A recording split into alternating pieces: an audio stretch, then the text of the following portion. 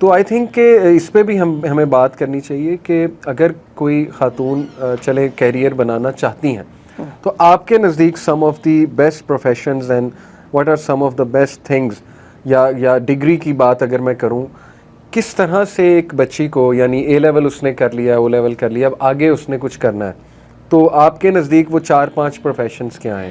پہلے میں آپ کی اس بات کی طرف کو دوبارہ پوائنٹ آؤٹ کرنا چاہوں گی. آپ نے بڑی ایک زبردست بات کی ہے کہ ہیراسمنٹ. آپ نے تو خیر اس کو ایک فینومینن کی طرح سے دیا، لیکن میں آپ کو یہ بتاؤں، ہم خواتین کو ایک اور بات سمجھنی پڑے گی. جو ہیراسمنٹ ہے نا، اور جو سیکشل ابیوز ہے، اس کو ہم کئی دفعہ ہم خواتین سمجھتی نہیں ہیں، لیکن مردوں کو سمجھ آتی ہے.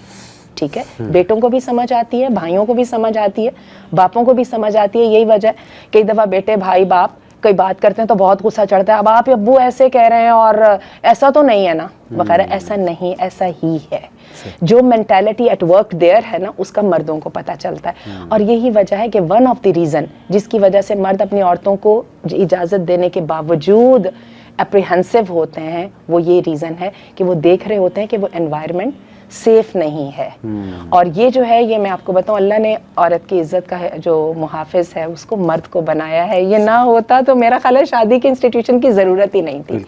یہ اتنی بڑی بات ہے. میں نے بہت دیر اس چیز کو بیوقوفی میں ڈیفائی کیا ہے، لیکن جب میں نے اپنے چھوٹے چھوٹے بیٹوں کو جب دیکھا اسی ماشاءاللہ پروٹیکٹیو اس کے ساتھ، تو پھر میں نے اپنے آپ سے کہا کہ ریویو کرو اپنی سوچ کو. اور یہ اٹ از دیئر. ایک تو یہ ریزن ہے. دوسری بات ہے، اب آئیے ان پروفیشنز کی طرف جو کہ ایکوائر کرنے کے ساتھ ہماری حدود نہیں کٹتی. اگر تو کسی طرح اللہ تعالیٰ ہمیں ایک ایسے اچھی سوچ کی گورنمنٹ دے دے جو اپنے لوگوں سے فائدہ اٹھا سکے، تو خواتین کی بے انتہا ضرورت ہے. میڈیکل کے شعبے میں ہم میں سے کوئی ڈینائی نہیں کر سکتا، ہمیں واقعی کمیٹیڈ اور ہارڈ ورکنگ خواتین چاہیے.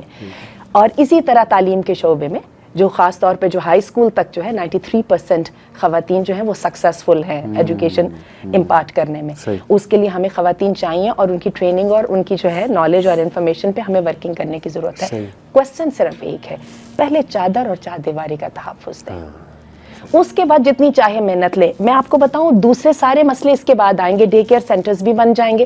سعودی عرب میں اب یہ ہے کہ جب خواتین اعلیٰ تعلیم حاصل کرتی ہیں تو سعودی عرب میں یونیورسٹیز میں اور کالجز میں، حتیٰ کہ سکولز میں، کیونکہ وہاں کا جو کنزرویٹو معاشرہ ہے اس میں جلدی شادیاں ہو جاتی ہیں. باقاعدہ سکولز کے اندر ڈے کیئر سینٹرز ہیں، طالبات بھی اپنے بچے لے آتی ہیں جیسے کہ سارے ٹیچرز لے آتے ہیں. تو دس از سچ اے پرفیکٹ سیٹنگ. اب وہی بات ہے کہ یورپ کو ہی جب فالو کرنا ہے تو یورپ یہ کام کر رہا ہے، وہ تو ناجائز بچوں کے لیے کرتا ہے نا. تو ہم تو یہ جائز طریقے سے یہ کام کر سکتے ہیں، ہر مسئلے کا حل نکل سکتا ہے. لیکن کردار جو ہے نا وہ ایک دفعہ ہاتھ سے چلا جائے تو پھر اس کا وہ نہیں نکلتا. اور یہ ڈیمیجز جو ہے نا یہ ریپیئربل نہیں ہے.